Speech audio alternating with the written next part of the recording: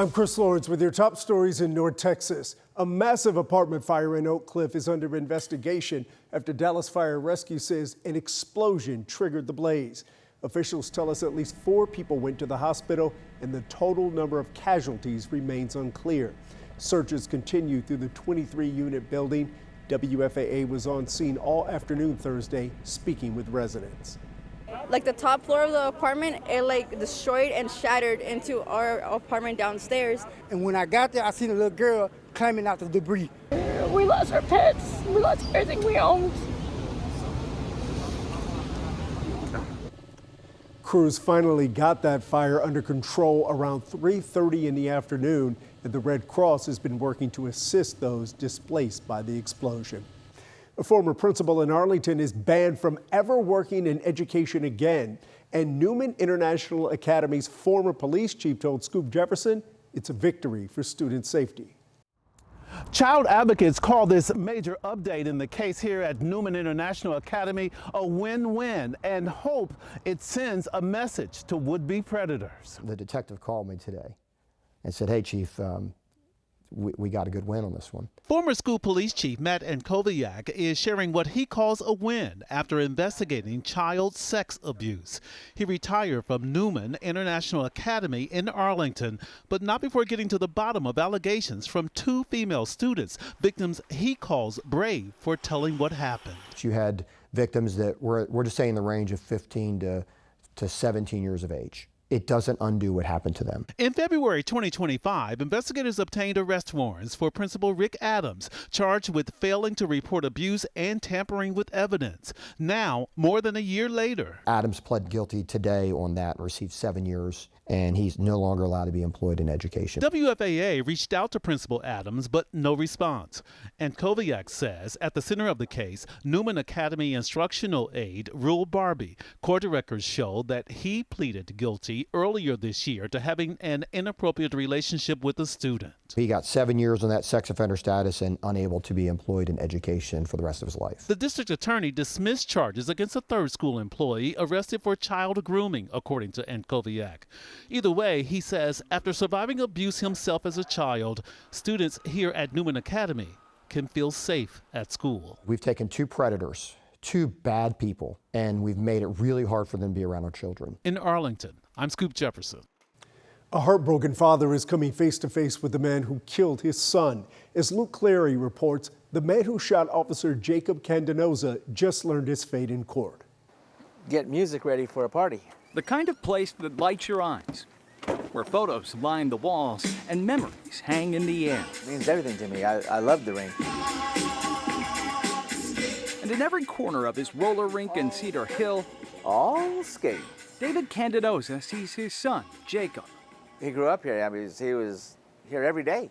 And it was just a shock, just a devastating shock to everyone that this tragedy happened. On December 8th, 2024, 28-year-old Terrell officer Jacob Candenoza was shot and killed during a traffic stop just 5 months into the job. Nearly a year and a half later, today, the shooter Darian Johnson pleaded guilty and David saw him face to face. I told him, I don't even think you realize what you've done.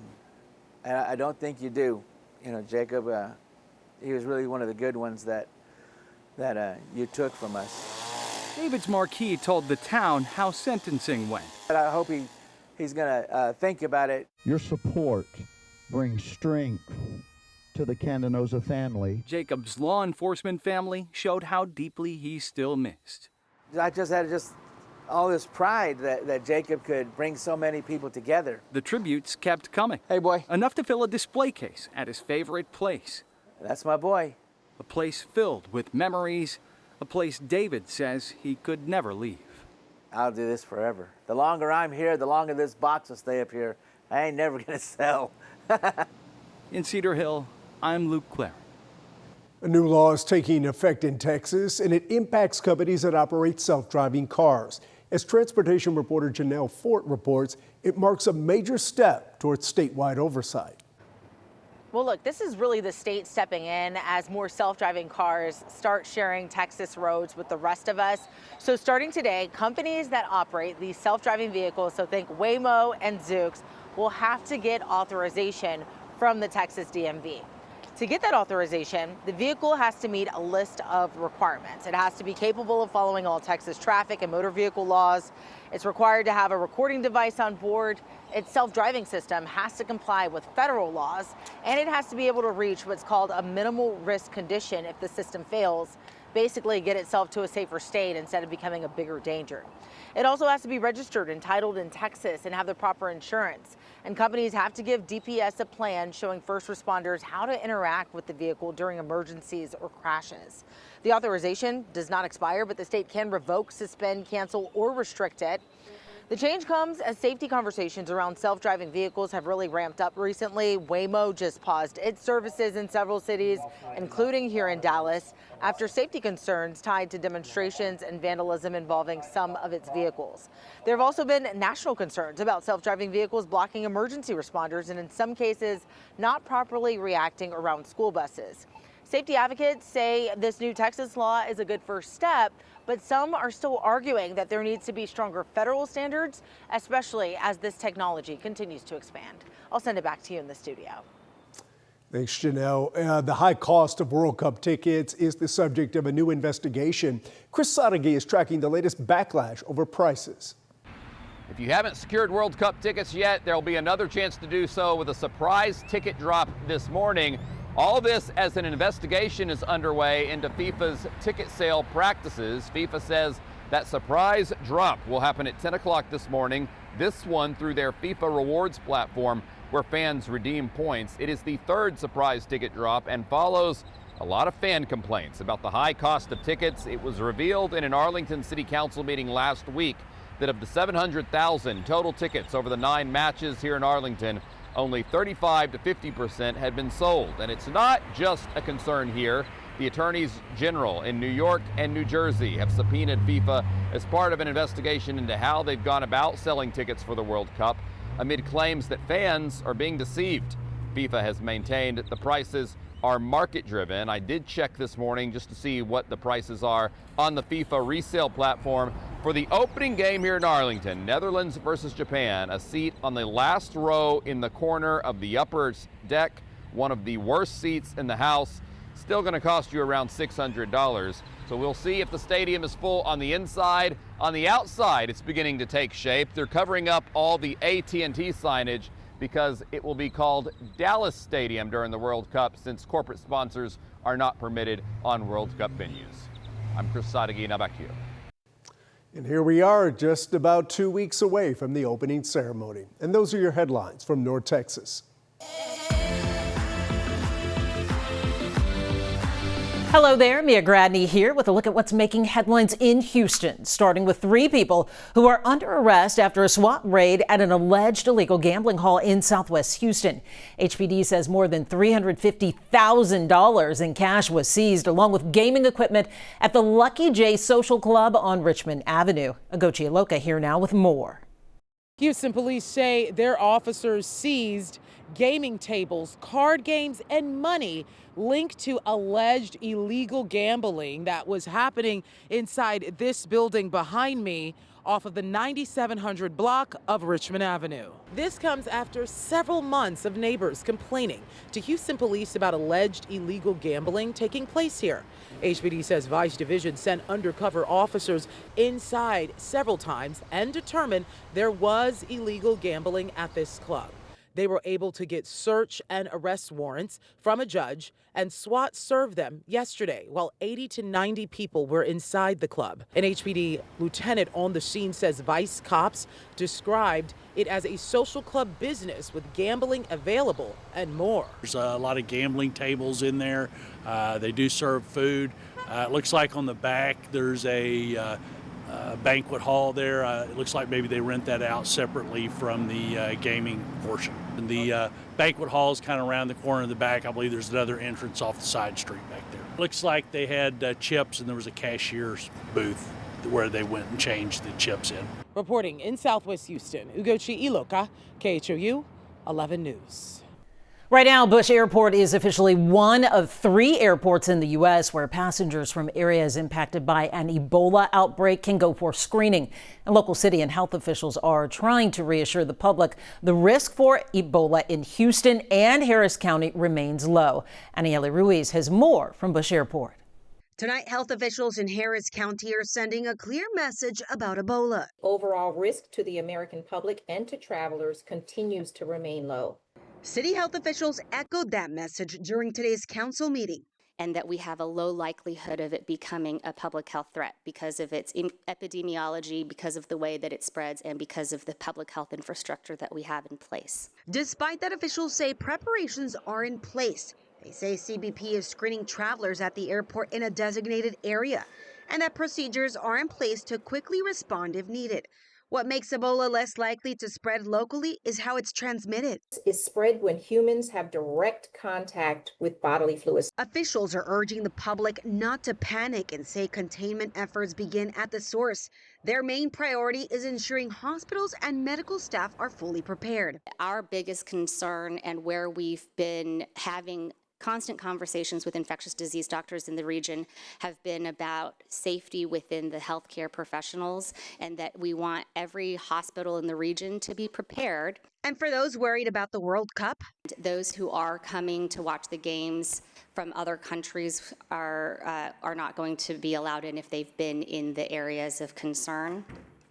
If within the past 21 days. Officials also address concerns ahead of the World Cup since the Republic of Congo soccer team will be staying here in Houston. The travel opportunity from those from the Congo has been blocked, with the exception of the team and officials who have not returned to Congo since they were playing in Europe. Let's be kind, let's be welcoming, let's be realistic.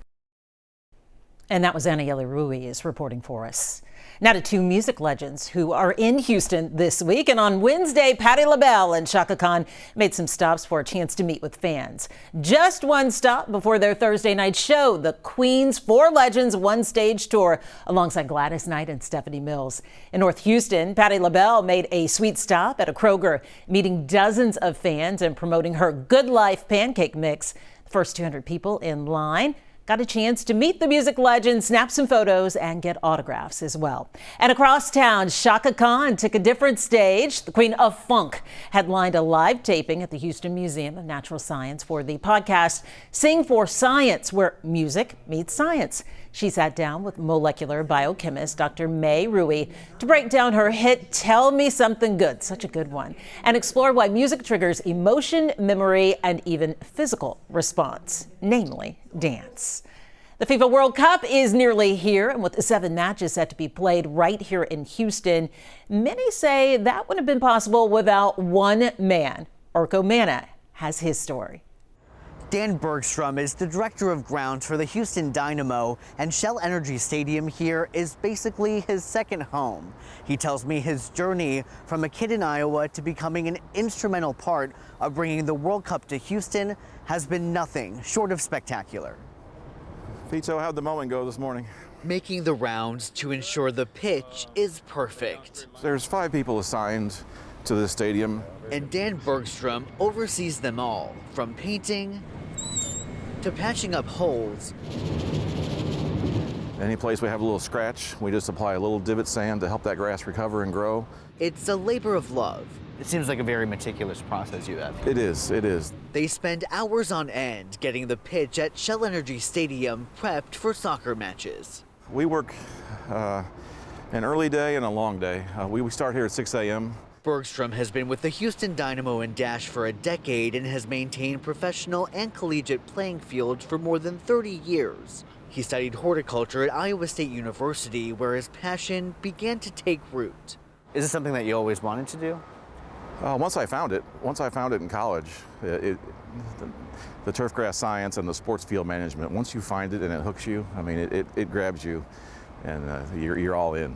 His reputation as the grass guy firmly planting him at the center of Houston's bid for the World Cup. He's largely credited for convincing FIFA with a plan to bring natural grass to what'll be called Houston Stadium during the tournament. Yeah, I've been proud to be a part of it, and of course we are in it right now as we speak. We we recently got a look at the progress as crews work to literally set the stage. The grass is being grown in Denver and will be trucked over this week. Bergstrom, Houston's official pitch consultant for the World Cup. How does it feel to be in this moment right now after all those years of planning? Yeah, it's exciting right now. I'm enjoying it. We're in the moment right now. We're trying to deliver on this plan, but so far our planning has proven to be on point. He's a pivotal part of the world's largest sporting event, starting from humble beginnings, born and raised in the Midwest. It's just been an amazing journey that I never could have predicted, out of Ames, Iowa, where I'm proud to be from. But no matter how much his profile has grown, Bergstrom remains grounded. It starts with us. It's not about us. We're doing the best we can for our teams. Bergstrom says he'll continue to be here and at Houston Stadium every single day through the end of the World Cup. Reporting from Shell Energy Stadium, Orko Manna, KHOU 11 News. We can't wait to kick it. And with that, that's a wrap of your Houston headlines. I'm Mia Gradney.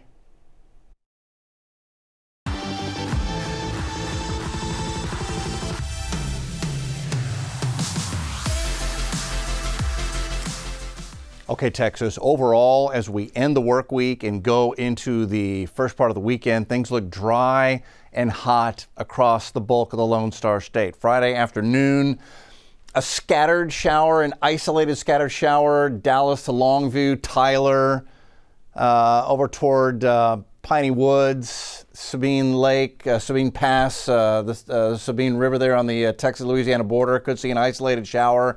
Maybe an isolated thunder shower, the Panhandle, but overall that is a hot, dry afternoon in Texas on Friday.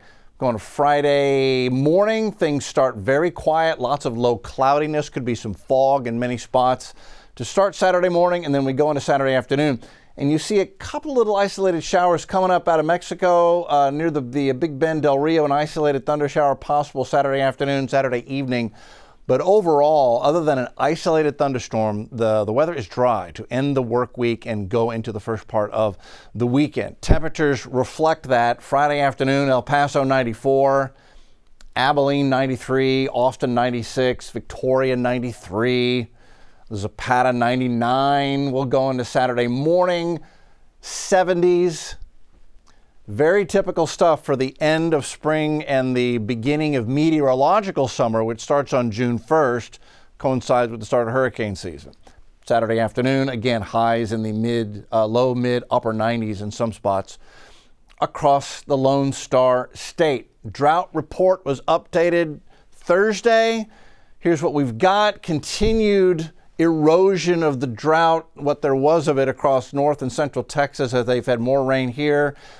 Amarillo to Borger, that's where the drought and dryness is at its worst. You guys are in extreme to exceptional drought up here. Lubbock not far from it, in between extreme and severe. Not too bad out west. And we saw big improvements in southeast Texas, where we eliminated most of the drought, just abnormally dry now after a couple of rounds of rain over the past week. I mentioned hurricane season begins June the 1st, something we all in Texas watch carefully. If we get early season development, quite often it's in the Gulf. Looking at the modeling, all the big models, the American, the European, others, also the AI versions of those, are all kind of showing the same thing. Some sort of just unsettledness in the Gulf as we head into the first and middle part of next week. What that pattern does, first of all, we'll watch very carefully to see if anything's going to develop out of that. It just looks like a lot of rain in the Gulf right now, but that will send moisture into Texas. So Tuesday, you can see going into next week, we're going to begin a chance where there's an increased rain chance, and that agrees with what NOAA is seeing, wetter than normal going into the first full week of June across the Lone Star State. So as dry as we're going to be the next couple of days, we may get quite wet as we head into next week. That is where we stand, Texas. Have a beautiful weekend.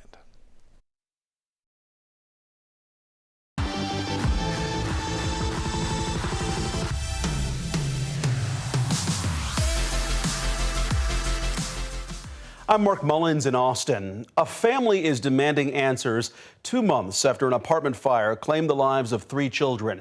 Several other people were injured as well. Back in March, that fire burned the apartment complex on Burleson Road in southeast Austin.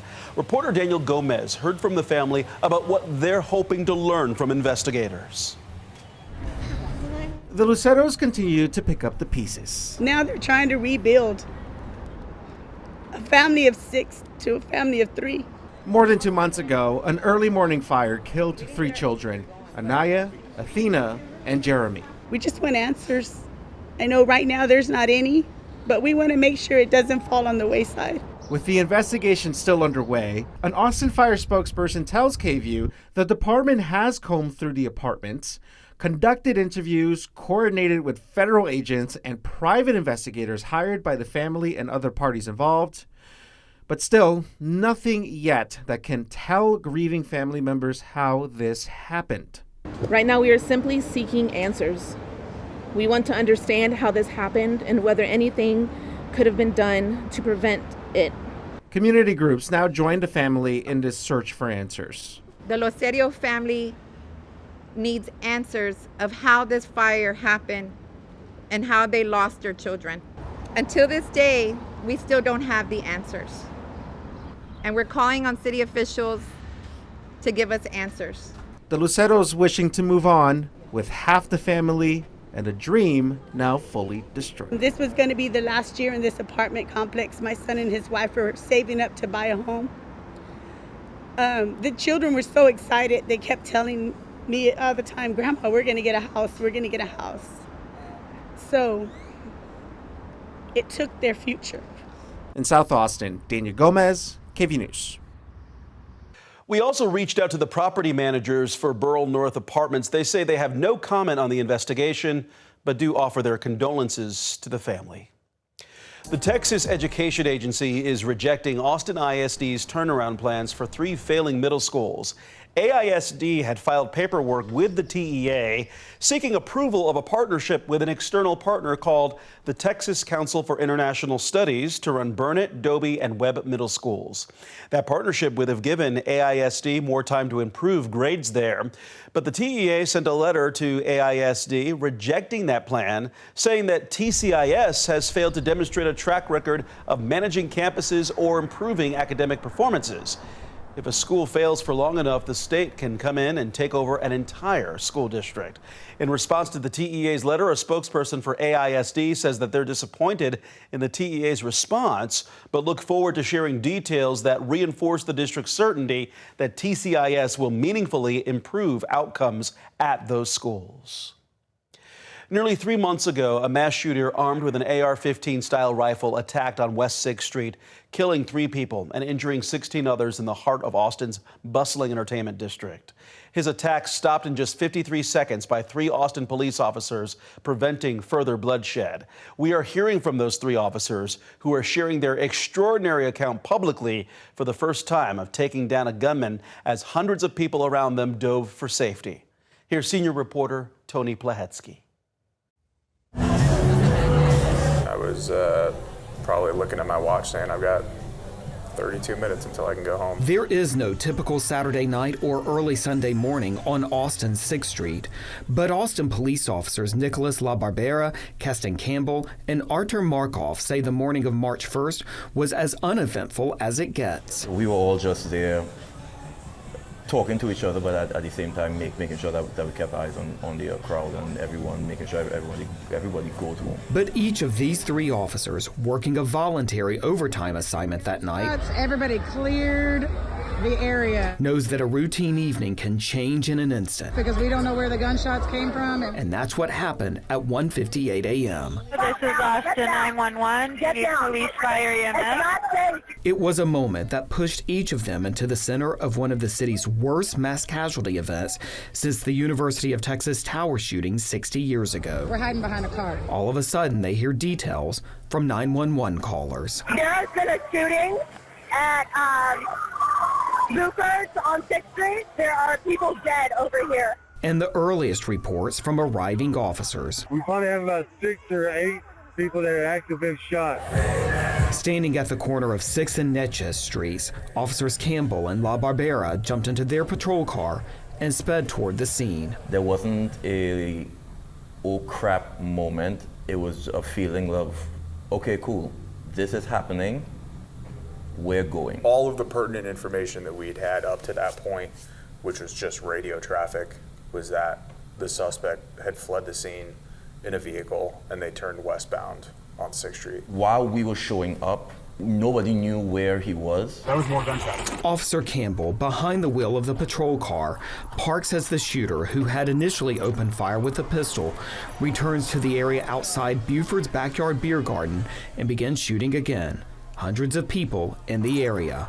La Barbera and Campbell bolt from their patrol car. Hey, I'm with you. Officer Campbell touches him on the shoulder and gives him this reassurance. I'm with you. Officer Campbell begins screaming, "Down! Everybody down!" As soon as I said, get down, about 20 or 30 of those people just magically disappeared. They found every nook and cranny to conceal themselves. We kept asking people, like, where is he, where is he? Where is it? Where is it? Within seconds, they see the shooter. It felt like he just materialized out of nowhere. The shooter opens fire. Heard that first round crack over our heads. Before both officers shoot him. Officer Markov, alone in his patrol car, moves in from another direction. See him basically walking and shooting. When he realized that all bystanders are out of the way, he also opens fire. An FBI investigation has since found the shooter was inspired by the U.S. military action in Iran a day earlier, but had no ties to a larger terrorist group. In the past 3 months, each officer has grappled with what happened in his own way. Officer Markov, who immigrated to the U.S. from Russia and has a 2-year-old, says being a father has helped him remain focused. I'm really thankful for my daughter. She helped me a lot. But I also wanted to get back to patrol as soon as possible to basically normalize my life back. Officer Campbell, who grew up in Chicago and who had always planned to be an English teacher before joining APD, says family in his native Trinidad has guided him through what happened from a world away. I'll say not only is it not normal to have to take somebody's life, but it's also not normal to realize that someone is indeed trying to take yours. And Officer La Barbera, who came to Austin from New Jersey to join the department, plans to return home for a new job in law enforcement. He's been in touch with some of the victims from that night. Hearing their perspective was something I'd never even considered. So I'm very grateful for that, and that has helped me really process this and kind of move forward with my life. Each of the officers say they believe they were prepared for this moment and believe they were right where they needed to be at the right time, doing the job they promised to carry out. That's why we signed up to do this job, right? To stop bad people and save innocent people, because ultimately our job is to preserve life. Policing experts point out that no situation is ever exactly the same, but the response to this mass shooting stands in sharp contrast to how hundreds of law enforcement officers reacted 4 years ago this week when they waited 77 minutes to take down that gunman, a botched response that we spent months examining. And that is all from us in Austin. We hope you have a great day. I'm Bailey Bates. Here are your headlines from Central Texas. We are following new reactions after the disturbing testimony inside the preliminary hearing for suspended Fort Hood OBGYN Major Blaine McGraw. 6 News reporter Juliana Jackson spoke with advocacy groups who support survivors of military sexual trauma and say the case is reopening wounds for many people. We do want to warn you that some parts of this story are disturbing. Military prosecutors say suspended Fort Hood OBGYN Major Blaine McGraw now faces more than 270 specifications under the Uniform Code of Military Justice, including sexual assault, abusive sexual contact, indecent recording, and conduct unbecoming an officer. CID investigators found hundreds of videos and images on McGraw's devices. A digital forensics examiner testified investigators found videos, images, and thumbnails across multiple devices, including evidence some files were moved to cloud storage and emailed to and from McGraw. An expert OBGYN testified she reviewed a pattern of what she believed were medically unnecessary breast exams, many involving young women under 30 years old. She also testified some patients were left uncovered, examined without chaperones, and that McGraw appeared to fish for reasons to perform breast exams. The court also heard testimony that McGraw allegedly admitted to CID investigators he developed what he described as voyeuristic tendencies after a deployment to Syria. Advocacy groups like Shield of Sisters says the public nature of this hearing can reopen trauma for other survivors of military sexual assault who are following this case. These are lives that we're dealing with. These are people's who they are. I mean, trauma will affect who you are. The defense pushed back throughout the hearing, claiming the recordings were for medical documentation purposes and questioning how CID conducted interviews with McGraw. Moving forward, groups like Shield of Sisters is advocating for MST survivors and change with the military. We want to continue to be the beacon of hope that is there for people. Well, meantime, hundreds of people gathered in Killeen to remember Mia Griffin for what would have been her 18th birthday. Mia Griffin is a 17-year-old girl who was killed at Bloora this past weekend. 6 News anchor Adrienne Alexander visited the event and heard from family and friends who say they plan to keep her memory alive. We pray for the peace that surpasses all understanding, that even in the midst of this situation, that we will have joy in this particular moment as we celebrate Mia's life. Hundreds of people in shades of pink filled the park in Killeen Wednesday, a color that 17-year-old Mia Griffin loved so much. The love and support y'all showing my baby today means so much to us. Mia would have turned 18 years old on May 27th and was set to graduate from Harker Heights High the same week. Her parents describe her as a girl with an outgoing personality and a bright light in their life. She was such a beautiful person. The person that you guys saw, that was really her all the time, you know. She was a really good kid. She tried to do the best, her best in everything. And her friends say Mia was the kind of person who left a lasting impact on everyone she met. She was truly the prettiest, kindest, most sweethearted girl ever. Mia was deeply loved by everyone around her, and if you knew her, you knew how special she really was. Saturday night, a fight at the Belton Lake Outdoor Recreation Area ended in tragedy. Mia was shot during the incident and later died at a hospital. But today, the focus was on celebrating Mia's life. We understand the type of person that Mia was. She deserved so much better, and we're glad you're here on her 18th birthday. As the sun began to set, loved ones released balloons into the sky, a symbolic tribute to Mia's life, her spirit, and the memories they will carry with them forever. Mia, she loved to celebrate, and she was going to make sure the sun was going to be out today for her celebration, just for Mia. And those are your headlines from Central Texas. Here's your headlines from Southeast Texas. I'm Mark Armstrong. Gary Davis was arrested in Marlon Sanders Sr.'s murder. The former Port Arthur teacher and coach was killed Monday in Houston. According to the Harris County Sheriff's Office, Davis had a baby with Sanders' wife while the two were separated. They went to pick the baby up from Davis, and he allegedly rushed outside and shot Sanders, who was later pronounced dead at a hospital. According to the Texas Workforce Commission, the Beaumont-Port Arthur area has an unemployment rate higher than the state and national average, and those figures are concerning for some recent college graduates. 12 News reporter Daniela Tabuada-Palau, she spoke to a student who just graduated from Lamar about her experience with the job market and what others can expect. God, we finally did it. And I'm having the goosebumps right now. Graduation season is here, and for many students, walking the stage also means entering a tough job market. But for Lamar University graduate Rahini Rai, there's some relief.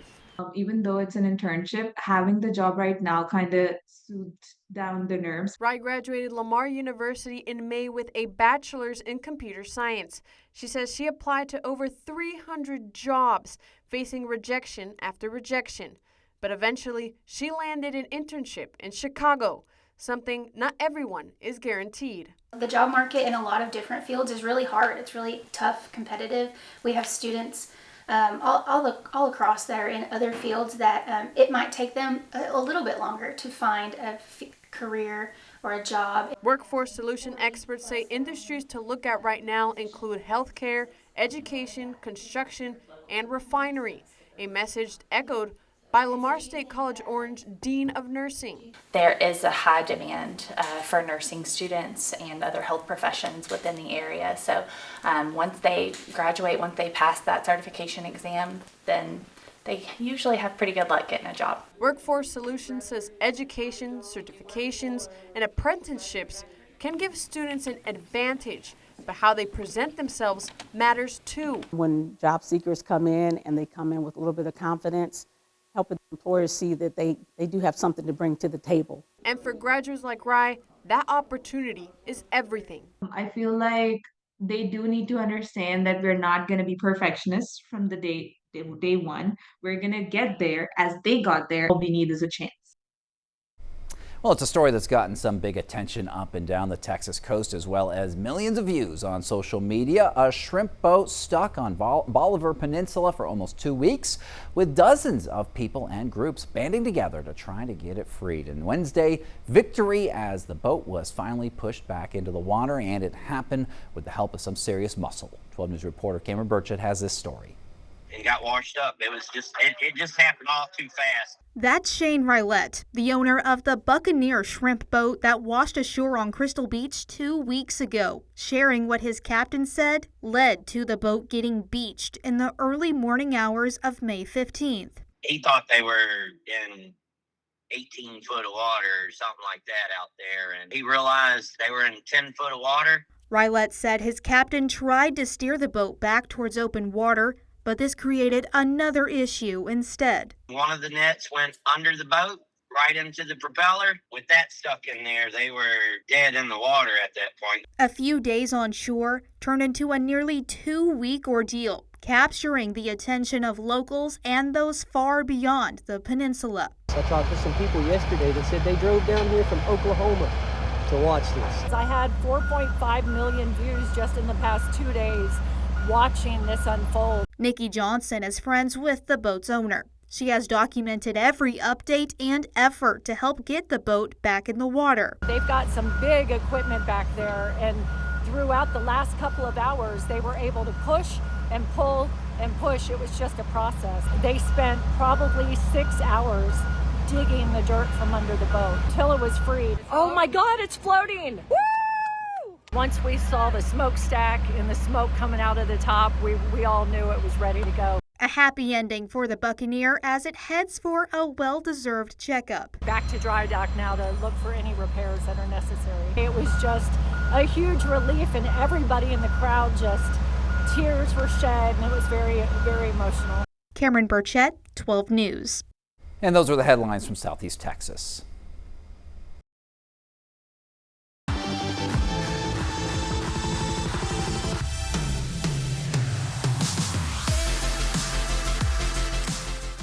I'm Isis Romero, and this is the news in San Antonio. Authorities have arrested 3 people after a home invasion robbery. Vanessa Croy is following the story. These 3 suspects are accused of stealing guns from a Northside home and then using those stolen guns to terrorize a Converse mother. And tonight we've learned one of those suspects is connected to another shooting back in 2022 that caused chaos at a local Walmart. According to an arrest warrant, these 3 men unleashed a crime spree last month that left a mother fearing for her life.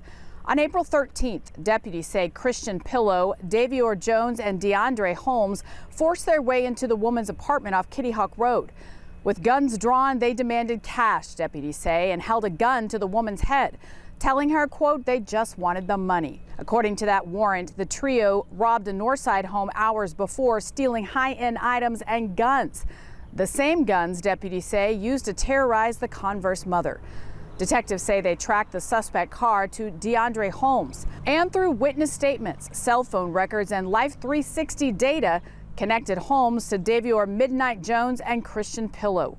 And while digging into Pillow's background, we learned he's also connected to a 2022 shooting near a Converse Walmart that sent shoppers running for cover. In August of that year, shots rang out near the store off FM 78. The store was quickly evacuated as shoppers believed an active shooter was inside on a rampage. Deputies later said shots were fired outside a home behind the store. When deputies rushed to that scene, a group of suspects scattered. Pillow was later arrested and charged with evading and unlawful carry.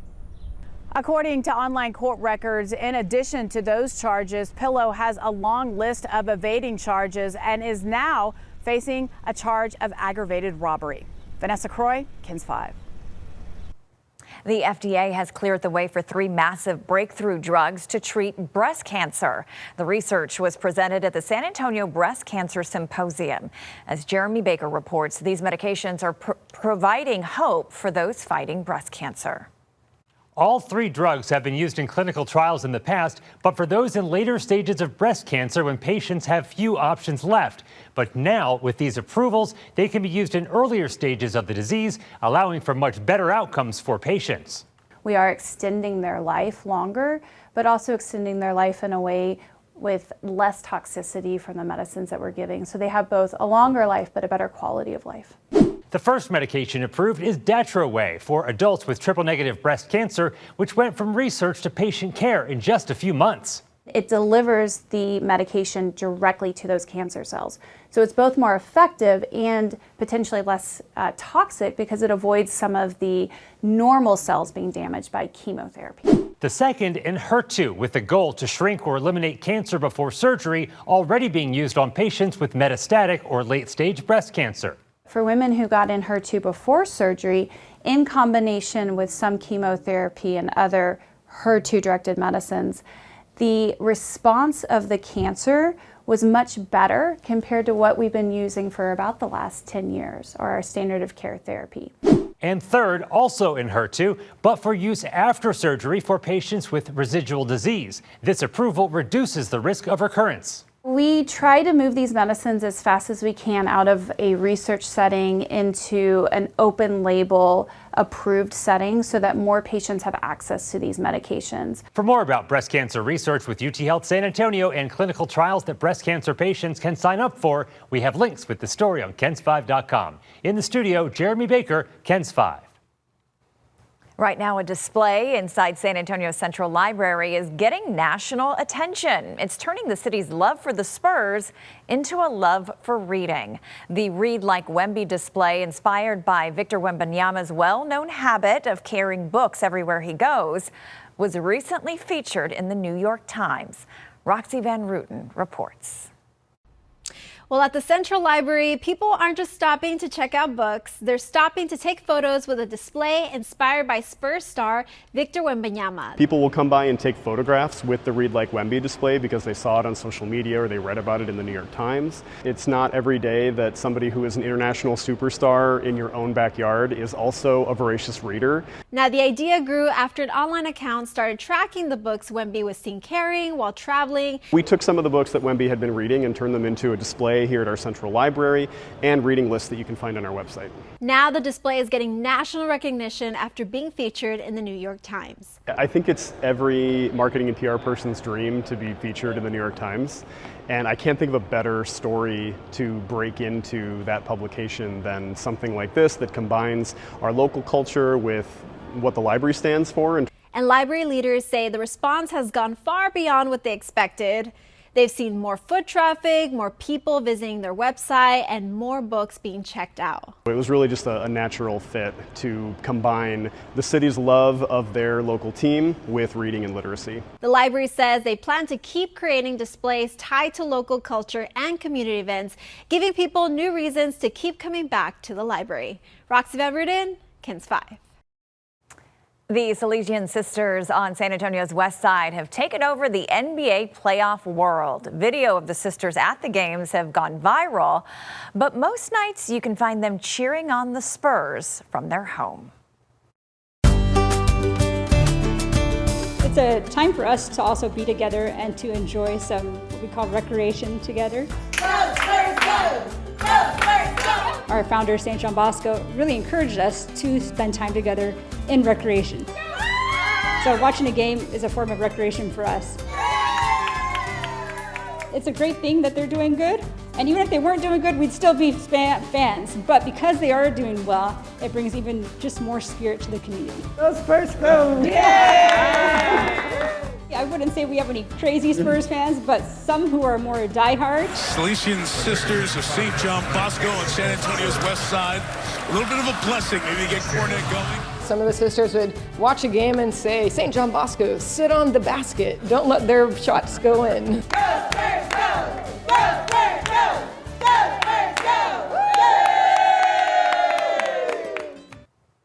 And that's the news in San Antonio. I'm Mike Gillespie in Corpus Christi, and here's a look at some of what's making news in South Texas. Well, we're following new developments in the ongoing legal battle to remove Corpus Christi Mayor Paulette Guajardo. A federal judge has denied Mayor Guajardo's request for a preliminary injunction, saying the court will issue an opinion soon. Our Natalia Osuna spoke with city council members and the mayor's attorney as the political drama continues to escalate. After weeks of back and forth, the legal battle over the removal of Corpus Christi's mayor continues. John Flood, Mayor Paulette Guajardo's lawyer, says Judge George Hank's decision to deny the request for a preliminary injunction is just one piece of the case. What it meant to me is that he's going to let the city council make a decision of their own on this motion to recuse. Request for what we call equitable relief or an injunction is just part of the case. Flood says he views this as an opportunity for some council members to remove themselves from the mayor's hearings, specifically those who served as witnesses in the previous Homewood Suites investigation. It's a void proceeding because it would purport to have witnesses serve as judges. And we are asking the city council to simply acknowledge that and to recuse the members or have them recuse themselves. Flood says 4 city council members served as witnesses. Councilman Everett Roy recused himself early on, and now Councilman Roland Barrera is following that request. I recused myself specifically because I've already been called in as a witness, and that I've been deposed. I understand that I'm going to be deposed again. Barrera says it's the ethical thing to do. The idea is council members will serve as judge and jury, but as judges and as elected officials, we're the ones that are posed with the decision to be able to recuse ourselves. 3 News reached out to the 2 remaining city council members, Gil Hernandez and Sylvia Campos, to ask if they plan to do the same. They chose not to comment. Councilman Mark Scott says this points to a bigger discussion. I think at this point it's more than just recusals. It's also, what's our process? Do we want to change the process? Meanwhile, new ethics complaints have now been filed against 3 Corpus Christi City Council members. This is in connection to the ongoing Homewood Suites controversy. The complaints claim that the members voted on matters involving a hotel developer who had contributed to their campaigns. Michael Gibson breaks down those allegations. As a private citizen that comes from a CPA audit background, I am the person that chose to file the ethics complaints against several city council members. Sandra Meyer tells 3 News she's been looking into the Homewood Suites case since September of last year. That same legal battle is now at the center of efforts by some council members trying to remove the mayor from office.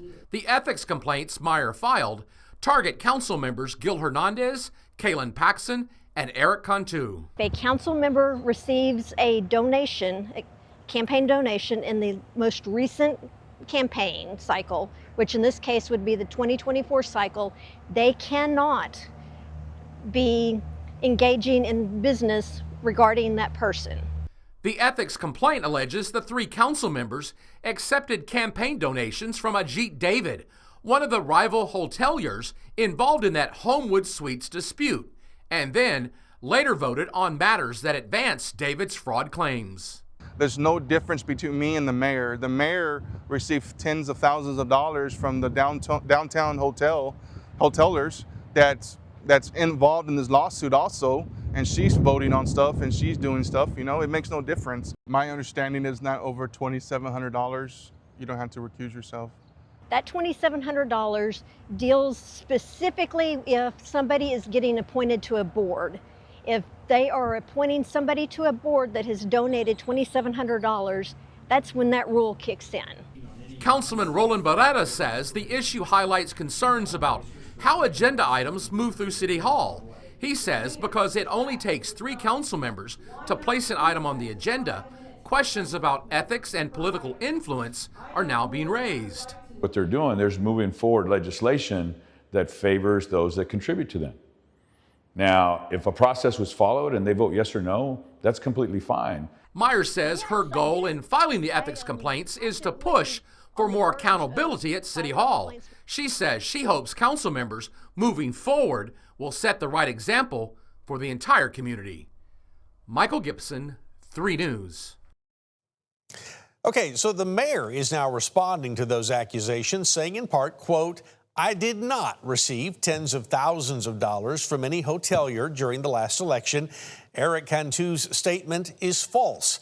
The public deserves facts, consistency, and mature leadership, not reckless accusations designed to distract from the real issues facing our community." And that is a quick look at some of what's making news in South Texas. Hi, I'm Dan Millay, and here's what's making headlines across East Texas. People in Tyler are rallying around a family as their 9-year-old daughter fights for her life at a hospital in Fort Worth. CBS 19's Nayeli Carrillo shows us how local businesses and neighbors are stepping up to help. Sweets for a sweet girl. So she'll laugh really hard if she finds something funny. She'll chuckle. She'll have a big smile on her face. The Tyler community is coming together to support and pray for 9-year-old Mia Maya Barrera and her family. Mia is currently hospitalized at Cook Children's Medical Center after developing severe pneumonia from a viral infection. Her older sister, Melanie Torres, says Mia's condition quickly worsened, leaving her on a ventilator and life support. Does put a little scare to us just because there's always a possibility that, she won't make it out of here. Mia's family says this is not her first health battle. A day before her first birthday, she was resuscitated and suffered severe brain damage after being without oxygen. A lot of the doctors that were involved in her care with the first hospitalization, they said that she wasn't going to make it at all. Luckily, our prayers, our community during that time helped us out a lot, and she was able to surpass that. Now, years later, the community is rallying around the family once again. Los Antojitos by Maria will donate 10% of Friday's sales to help cover medical bills and household expenses, while Mia's parents remain by her side in Dallas. We simply want to serve as an example for others so that everyone can see that they too can lend a helping hand no matter how small their contribution may seem. Diaz says the restaurant wanted to help a family known for always supporting others in the community. So we are praying for Mia's health, that God may help her and give her strength. For Mia's family, the support has been overwhelming, but their goal remains the same. And we have a lot of faith in him that she will recover and come home hopefully soon. But in Tyler, Nayeli Carrillo, CBS 19.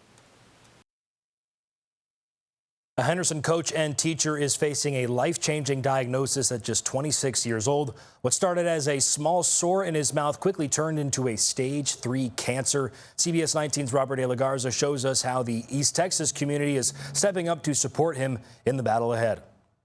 For many teachers, the end of the school year means looking ahead to summer vacation. The same was true for Henderson ISD coach Preston Weeks. It's definitely a life changer. But after a trip to the doctor, what was supposed to be summer fun quickly changed. About a week ago, Dr. Kohler told me I was at a stage 3, possible stage 4. Despite living a healthy lifestyle, at just 26 years old, he was diagnosed with a rare case of oral cancer. Like my speech started to slur a little bit, my tongue started to swell, and it wasn't getting better. And then Preston, a former SFA quarterback, coached with Russ ISD, and now with Henderson Middle School. I know I love seeing kids grow, and whenever I was their age, seeing me grow to the man I am today. But a diagnosis that's put his life on pause. All the things like, am I going to have to do life without him after? But just trying to stay positive through it all, trying to be strong for him, that's the best thing I can do. Since he has no health insurance, Preston's wife, Emily, and family members have started a fundraiser. With any surgery, there's obviously risks of something happening while he's under, so that's a risk factor that I'm scared of. Even though I have my fears, I just know the support is behind us. Doctors have encouraged them to raise roughly $200,000 to cover costs. It's really going towards paying everything off as far as medical bills and surgery bills, because after the surgery and after the hospital comes, it's radiation treatment, and anything I raise from then is going right back to them. From coaching kids on how to push through adversity to now facing his own. I've always been part of a team and always trying to find the positivity and I think trying to cherish the time I have. Leaning on some of the same lessons he's taught from the sidelines to trust the process. For CBS 19, I'm Robert De La Garza. And that's a wrap for your East Texas headlines. I'm Dan Millay.